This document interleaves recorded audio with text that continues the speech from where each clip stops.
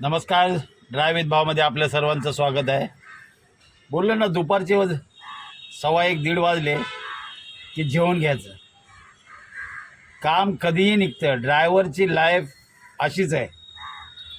पण आज ना मी एक इंटरेस्टिंग भाजी आणलेली, एकदम भारी. लोकांना वाटतं ती बुर्जी आहे, पण बुर्जी नाही ती. त्याला ना माझा एक मित्र होता पंजाबचा,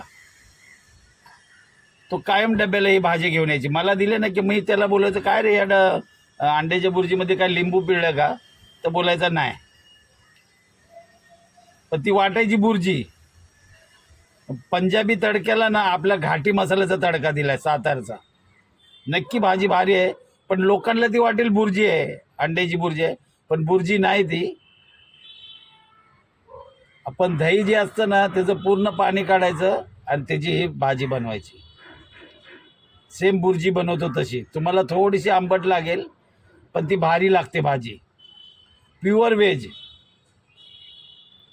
एकदम भारी लागते. त्याला आपला घाटी मसाल्याचा थोडासा तडका दिला ना एकदम मस्त. थोडी मिरची टाकायची.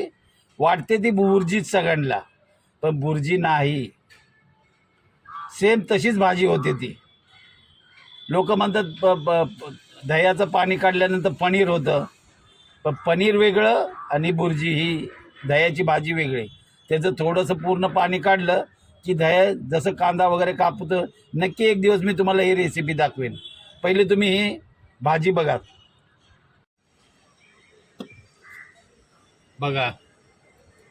ही वाढते बुर्जी अंड्याची, पण तसं नाही.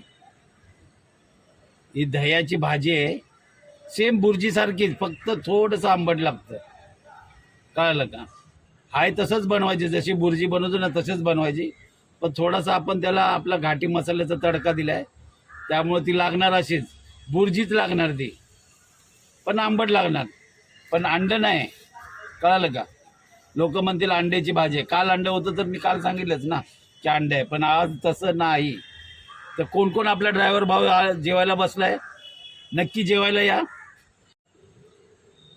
तुम्हाला बोललं ना हे पाणी त्या तिथे ठेवलं ना गाडीमध्ये, थंड लागतं. मडक्यासारखं थंड असतं, एकदम फ्रीजमधलं चिल्ड असतं तसं नसतं. त्यामुळे हे प्यायला खूप चांगलं वाटतं. जसं मडक्यातलं जसं प्यायला वाटतं गार एकदम पाणी, तसं असतं हे पाणी.